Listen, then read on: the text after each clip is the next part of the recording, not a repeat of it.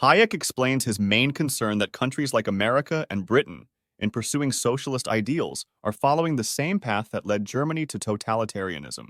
He argues this trend represents an abandonment of the individualist traditions that created Western civilization and the unprecedented prosperity and freedom of the 19th and early 20th centuries. Hayek believes many have failed to recognize the connection between German totalitarianism and socialist ideals. Chapter 1. The Abandoned Road. Hayek describes how the slow success of classical liberalism and individualism led to unprecedented levels of prosperity and freedom for the working class by the early 20th century. However, people grew impatient with the remaining social problems and inequalities. Rather than continue the gradual improvement, they sought to remake society entirely through central economic planning, especially under the growing influence of German thinkers like Hegel and Marx, who promised true freedom through socialism. Hayek argues this impatience and shift in mindset began the abandonment of the individualist traditions and principles that were the foundation of liberal Western civilization. Chapter 2. The Great Utopia. Hayek argues that while socialism promises greater freedom, it is actually a false utopia. He contrasts liberal freedom from coercion with socialist freedom from necessity, achieved through government limits on individual choice. Referencing thinkers like Tocqueville, he contends that the socialist conception leads to equality in servitude and restraint rather than equality in liberty. The fundamental conflict is between treating people as individuals with their own ends versus as mere means to the ends determined by central planners. Chapter 3. Individualism and Collectivism. In this chapter, Hayek elaborates on the irreconcilable conflict between individualism and collectivism. Individualism treats humans as distinct persons with their own unique goals, while collectivism subordinates the individual to the single overriding purpose of society as defined by the state and imposed by force. He argues collectivism requires suppressing individual personality, while individualism allows people to develop their unique potential. Hayek also distinguishes his view of individualism from a strawman of selfish, atomized individuals, emphasizing that true individualism values voluntary cooperation and associations. Chapter 4. The Inevitability of Planning. Hayek challenges the widespread belief that the complexity of modern industrial civilization makes centralized economic planning inevitable. He argues this idea rests on a misunderstanding of how markets coordinate people's activities. While specialization and division of labor do create interdependence, free market competition is a more effective way to coordinate than top-down planning because it makes use of dispersed, localized knowledge. The case for planning rests on the false assumption that it is needed whenever many people work together. Chapter 5. Planning and Democracy. In this chapter, Hayek explains why comprehensive central planning is inherently incompatible with democracy. As people come to realize the true complexity of planning the economy, the inability of democratic assemblies to carry it out becomes apparent. The state takes on more and more power while democratic processes and bodies become increasingly impotent. Calls emerge for planners and leaders to act on their own authority without the restraints of democratic procedure. Economic planning requires granting coercive power to fallible humans and tends to attract those who desire such power. Chapter 6. Planning and the Rule of Law. Continuing his critique, Hayek argues that central planning is fundamentally incompatible with the rule of law.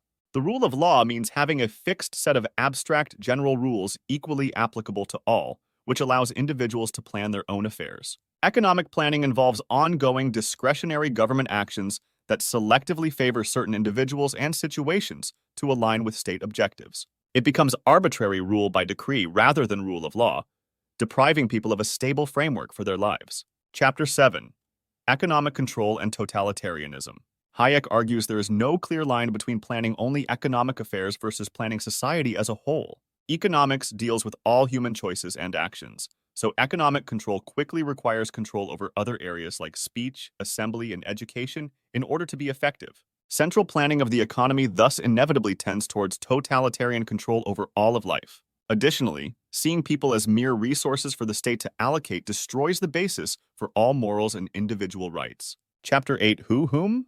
Under central planning, people advance based not on economic usefulness but political favor.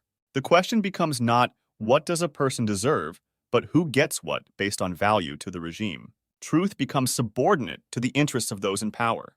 Propaganda replaces open debate. Worst of all, a collectivist system that quashes individuality tends to attract those who desire power over others. The system selects for ruthless, amoral opportunists eager to wield the coercive power of the state. Chapter 9. Security and Freedom. Hayek critiques the argument that economic security requires giving up freedom. Complete economic security is only possible if the state can compel people to do whatever work is assigned, regardless of their own desires, which is tantamount to slavery. True economic security means having a wide range of opportunities to apply one's skills productively, which a free market provides better than planning. Sacrificing freedom for security ends up providing neither. Chapter 10. Why the worst get on top. Hayek explains how the worst elements tend to rise in a collectivist system. The kind of person attracted to the dream of consciously shaping society, according to their vision, is rarely a liberal or Democrat. It is more often a person with an inflated sense of their own importance and a desire to impose their grand plans on others. As resistance to the plan mounts, maintaining the system requires increasingly ruthless and unscrupulous leaders who have no qualms about using propaganda, censorship, and violence to crush opposition. Chapter 11. The End of Truth. Truth inevitably becomes subordinate to the interests of those in power under collectivism.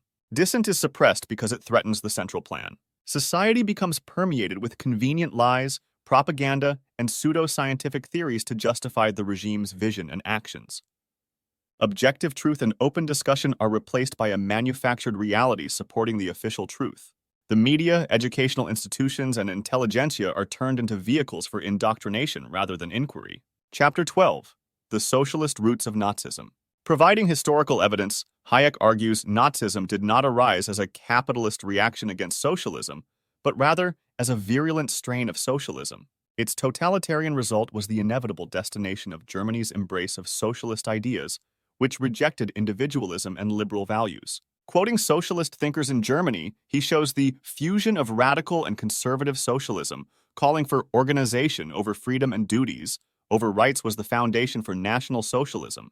Chapter 13. The Totalitarians in Our Midst.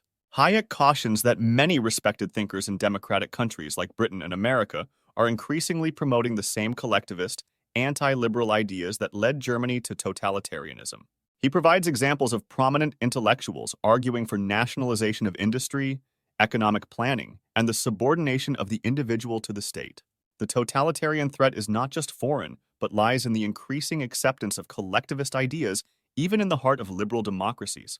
Chapter 14. Material Conditions and Ideal Ends.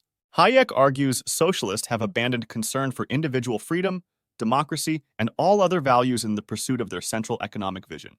Economic control becomes an end in itself, overriding all other considerations. Egalitarian rhetoric is a mere pretext. In reality, socialist economic organization enables a new hierarchical society of rulers and ruled. Its materialist philosophy undermines all morals and principles that stand in the way of the plan. Chapter 15.